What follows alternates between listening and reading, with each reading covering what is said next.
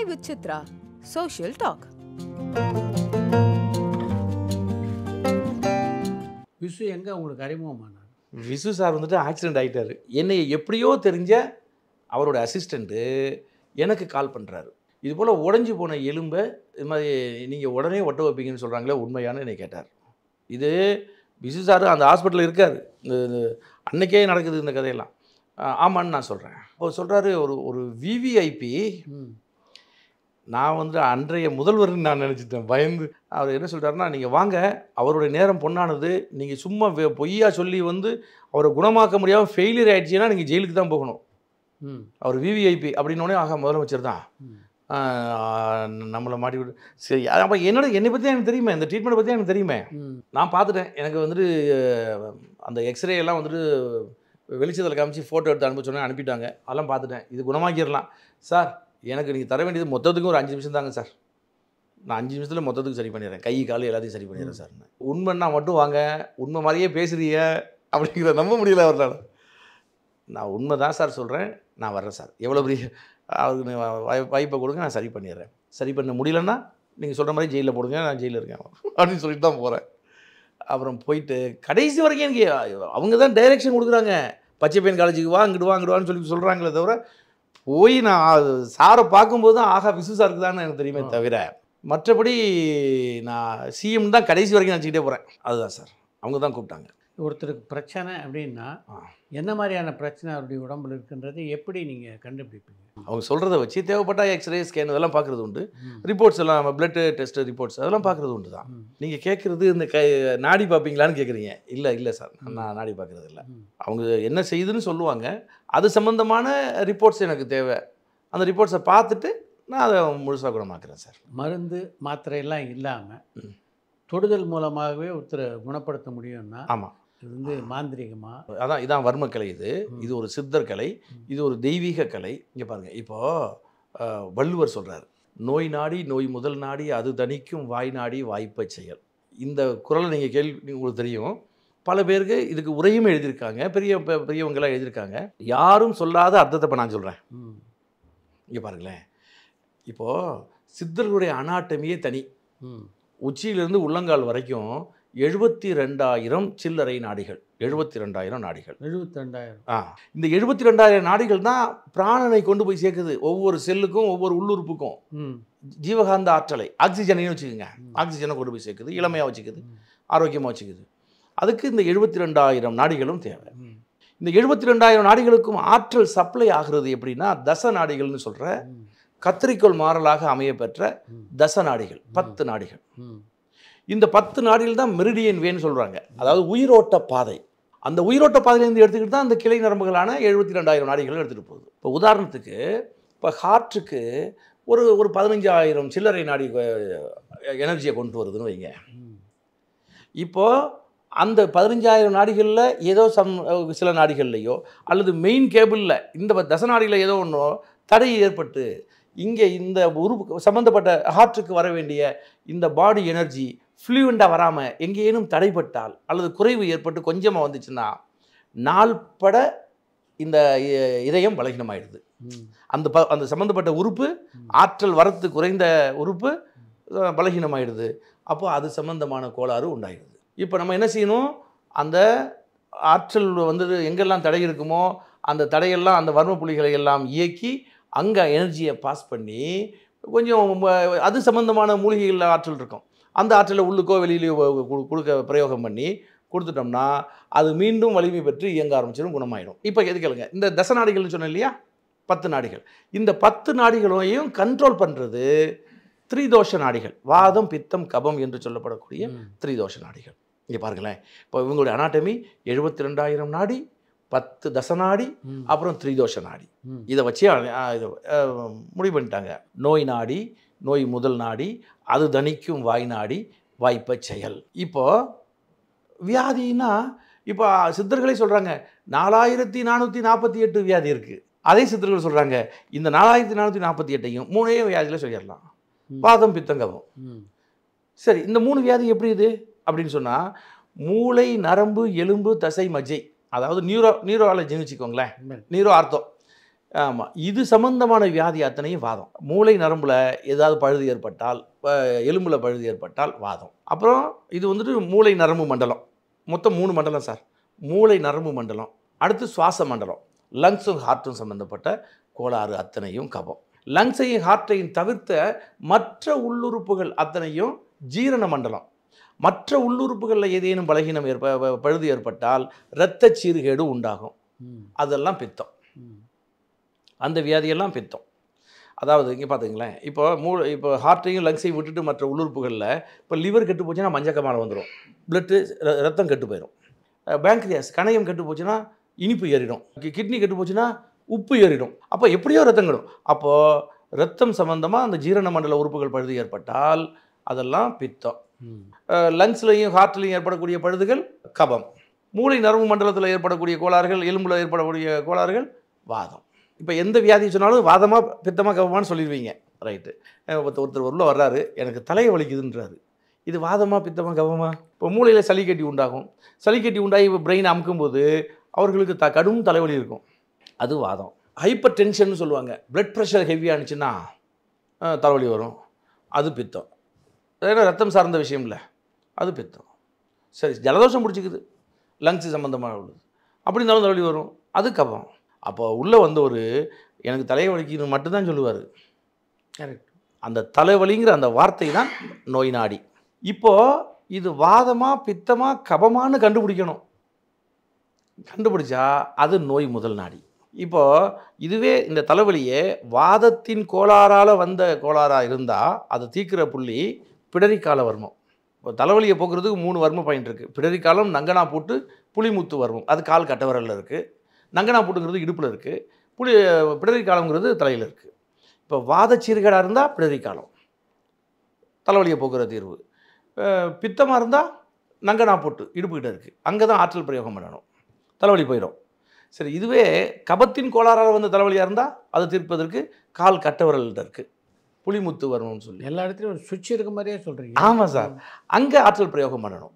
அப்போது வலி அடுப்பை ஸ்பாட்லேயே போயிடும். அப்போது வந்தவர் தலைவலின்னு சொன்னார், இது நோய் நாடி. இது வாத சீர்கேடா பித்தமாக கபமானு கண்டுபிடிக்கிறோம், அது நோய் முதல் நாடி. இப்போ கண்டுபிடிச்சாச்சு. இப்போ கபம்னே கண்டுபிடிச்சிட்டோம். கபத்துக்கு தீர்வு எது? கால் கட்ட வரல. அப்போது அது தணிக்கும் வாய் நாடி இதுதான், கால் கட்டு புளிமுத்து வர்மம் தான். கண்டுபிடிச்சாச்சு. இப்போ அங்கே புளிமுத்து வர்மத்தில் வாய்ப்ப செயல், நோய் துன்பத்திற்கு ஏற்ப ஆற்றல் பிரயோகம் செய்துவிடு அப்படின்னு சொல்கிறார்.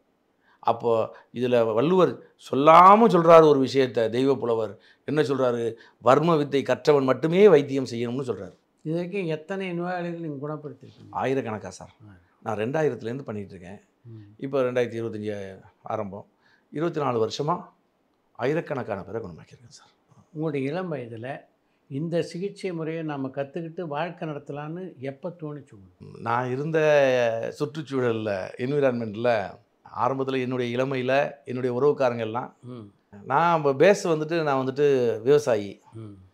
ஆனால் எங்கள் அப்பா அம்மா என்னை ரொம்ப செல்லமாக வளர்த்ததுனால எனக்கு விவசாயம் தெரியாது. ஒரு கட்டத்தில் பையன் தரமாட்டான் முடிவு பண்ணிட்டாங்க. இதுக்கு இடையில என்னாச்சுன்னா, நான் வெளியில் சொல்லாமல் எனக்கு எதிர்காலம் பற்றிய பயம் வந்துடுச்சு. எனக்கு எதிர்காலம் பற்றிய பயமே வந்துட்டு ஒரு 20 வயசு வாக்கில் எனக்கு வருது. எல்லாருமே சொல்கிறாங்க, நான் ரொம்ப செல்வாக்காக ஒரு வளர்ச்சி சின்ன பையன்லேருந்து வளர்ந்தப்போ ஒரு கட்டத்தில் இவன் உருப்பட மாட்டான்னு சொல்லி சொந்தக்காரங்களே பேசும்போது, வேண்டியவங்களே பேசும்போது, நெருங்கிய உறவுக்காரர்களே சொல்லும்பொழுது எனக்கு எதிர்காலம் பற்றிய பயம் அப்போ வருது. அப்போ என்ன பண்ண, ஒரு தேடுதல் வருது எனக்கு, எப்படியாவது நம்ம ஜெயிச்சு ஆகணும். அப்போது கேரளாவில் சோமன்குட்டின்னு ஒரு மகான் இருக்கார் அப்படிங்கிறது தெரியுது. கேரளாவுக்கு போகிறேன். அவர் அங்கே இல்லை, உங்கள் ஊரில் அங்கே தான் இருக்கார், தமிழ்நாட்டில் தான் இருக்கார். எங்கே இருக்காருன்னா சிங்கமுனரிக்கு போயிருக்காரு. அங்கே வந்து சிங்கமுனரியில் ஒரு 6 மாதம் அவர் தவ வாழ்க்கையை அவர் அங்கே, ஏதோ சிங்கமுனரியில் சித்தர்களுக்கும் சிங்கமுனரிங்கிற ஊருக்கும் ஏதோ ஒரு தொடர்பு இருக்குது. அதனால் வந்துட்டு ஒரு 6, அதுக்கு முன்னாடி நிறைய பேர் அந்த மாதிரி அவங்களுடைய முன்னோர்கள், சோமன்குட்டி மகானுடைய ஆசான்கள் பரம்பரையெல்லாம் அங்கே வந்துட்டு இருந்ததாக அவர் சொன்னார். அப்போது அவர்கிட்ட நான் ஒரு 6 வருஷம் எப்படி கற்றுக்கிறேன்னா சார், அவர்கிட்ட போய் ஒரு 15 நாள் அவர் கூட இருப்பேன். திரும்ப ஊருக்கு வருவேன். ஒரு 10 நாள் வீட்டில் இருப்பேன். திரும்ப அங்கே போவேன். போய் 1 மாதம் அவர் கூட இருப்பேன். திரும்ப வருவேன். இப்போ என்னுடைய உறவுக்காரங்களுக்கு நான் எங்கே இருக்கேனே தெரியாது. நான் என்ன பண்ணுறேன்னு தெரியல. அப்போ என்னென்னா டோட்டலாக நம்ம நினச்சோம் உருப்பிட மாட்டான்னு உண்மையிலேயே உருப்பிடாமல் போயிட்டான் அப்படின்னு ஒரு 6 வருஷம் 26 வயசு வரைக்கும் அப்படின்னு பேச ஆரம்பிச்சிட்டாங்க. அதன் பிறகு நான் கற்றுக்கிட்டு வந்ததுக்கப்புறம் சரி நம்மக்கிட்ட ஒரு பெரிய வித்தை இருக்குது. அதில் என்னென்னா சார் தூக்கிக்கிட்டு வருவாங்க, சும்மா இந்த இந்த இந்த மோதிர விரலை பிடிச்சி ஒரு நெட்டி எடுத்தாக்க எரிஞ்சிருவான்.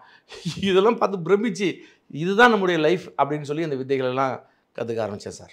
சோமன்குட்டியை பொறுத்த வரைக்கும் இது இப்படி பண்ணால் இதுக்கு தீர்வு கிடைக்கும் அப்படின்னு உங்களுக்கு சொல்லி கொடுத்தாரா, இல்லை அவர் குணப்படுத்துறத பார்த்துக்கிட்டு நீங்கள் கற்றுக்கிட்டீங்க? பார்த்துக்கிட்டும் கற்றுக்கிட்டேன். அவர் குணப்படுத்துனதுக்கு அப்புறம் இப்போ பேஷண்ட் போன பிறகு விஷயங்களை சொல்லுவார், சொல்லி கொடுப்பேன். இந்த மாதிரி இன்னத்துக்கு இன்னது மாதிரி இந்த மாதிரின்னு சொல்லி. சார் இன்னொரு நுட்பம் சார், நமக்கு என்ன தேவைன்னாலும் இங்கே ஸ்பேஸில் இருக்குது சார். இந்த ஸ்பேஸ்லேருந்து எடுத்து கொடுக்கணும், அவ்வளோதான் சார். இதுதான் வர்மாசனுடைய வேலை. ஒரு மீடியமாக செயல்படணும். குதம்பை சித்தர் சொல்கிறாரு, வெட்ட வெளியில் கொட்டி கிடக்குது குதம்பாய் அப்படிங்கிறார். பகவான் கிருஷ்ணர் கீதாபதேசத்தில் சொல்கிறாரு, எதை நீங்கள் பெற்றாலும் இங்கிருந்தே எடுக்கப்பட்டது, எதை நீங்கள் கொடுத்தாலும் இங்கேயே கொடுக்கப்பட்டது. இதில் மேலோட்டமாக தான் நம்ம எல்லாம் புரிஞ்சுக்கிட்டோமே தவிர நுட்பமாக நான் சொல்கிறேன். இப்போ இதனுடைய தாத்பரியம் எல்லாருக்கும் புரியணுங்கிறதுக்காக சொல்கிறேன். இப்போது நம்ம என் கையில் ஒரு ஆப்பிள் பழம் இருக்குது. இந்த ஆப்பிள் எனக்கு எங்கிருந்து கிடச்சிருக்கும்? எல்லாரும் சொல்கிறது மரத்துலேருந்து கிடச்சிருக்கும். மரத்துக்கு எங்கேருந்து கிடச்சிது? பூமியிலேருந்து இல்லை. பூமியிலேருந்து சத்துச்சாரமும் தண்ணியும் அந்த மரத்தை வளமையாக வச்சுக்கிறதுக்கு தான், பழத்துக்கு இல்லை. பழம் பூமியிலேருந்து வரல. பழம் இந்த மரம் பருவத்துக்கு விளைச்சலுக்கு வரும் பொழுது இது ஒரு டியூனராக மாறுது. விஞ்ஞானம் என்ன சொல்லுது? எந்த ஒரு பொருளுமே அணுக்களின் கூட்டு தொகுப்பு. அப்போது இந்த ஆப்பிள் அணுக்கள் விரிவடைந்த நிலையில் இங்கே இருக்குது. இந்த விரிவடைந்த அணுக்களை எல்லாம் ஒன்று திரட்டி ஈர்த்து ஈர்த்து ஈர்த்து குவிச்சு குவிச்சு பிஞ்சா காயா பழமாக கொடுத்துருது. இப்போ இந்த ஆப்பிள் பழம், இப்போ இதை நான் இப்போ இப்படி கற்பனை பண்ணுங்க. இப்போ இதை பார்க்குறவங்க கூட கற்பனை பண்ணலாம். இது ஒரு மெடிடேஷன் போல் ஒரு பொட்டல் காடு இமேஜின் பண்ணுங்கள். அந்த பொட்டல் காட்டில் ஒரு காய்ஞ்சி போன விறகு கட்டைகள் ஒரு லாரி நிறைய கொண்டு வந்து கொட்டிட்டோம்.